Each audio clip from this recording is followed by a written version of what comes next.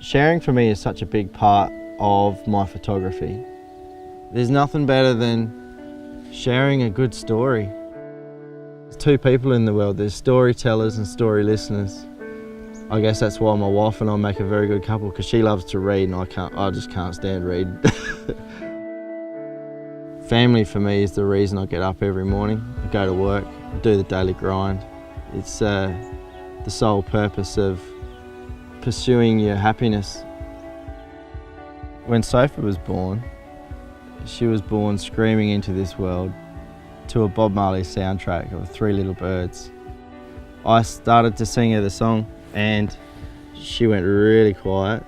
Her eyes opened wide and she just looked at me and I looked at her, and that was it, an instant best friend.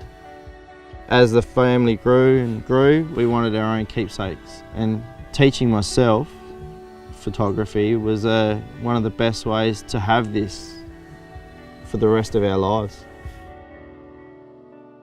The day of the fires, I had a phone call from my brother. He told me that there was a grass fire out at my place, and I thought, well, this is silly. I'm working in a spot where I can see my house. I said to him on the phone, it's ridiculous, there's no fire, I can't see anything. And he's like, all right, no worries, left it at that. Just a moment later, my wife rang me and told me exactly the same story. And I was like, I've had a look. You know, the only thing that's blocking my vision is a shed. So, look, to make you feel better, I'll walk around the side of the shed and I'll have a look. What I was seeing was almost like something straight out of a movie scene.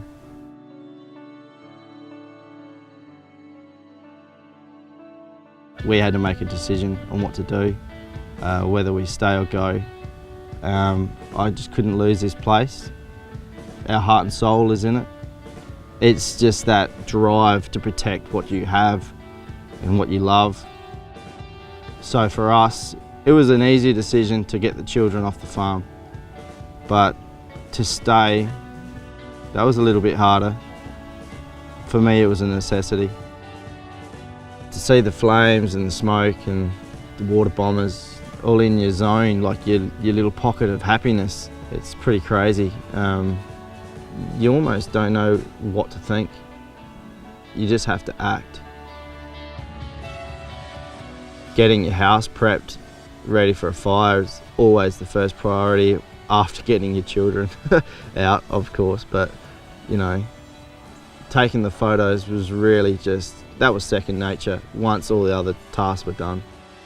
It was just a matter of switching off from the normal process of thought when you're going out and just doing normal family photos and landscapes and whatever. And right here in front of me, I've got a story to tell. I want to make this work.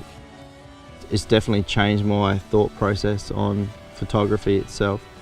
Obviously, I don't need to chase life-threatening situations every weekend, but the possibilities are endless really for small stories like this that have a potential to really go global and reach the people that want to hear these stories.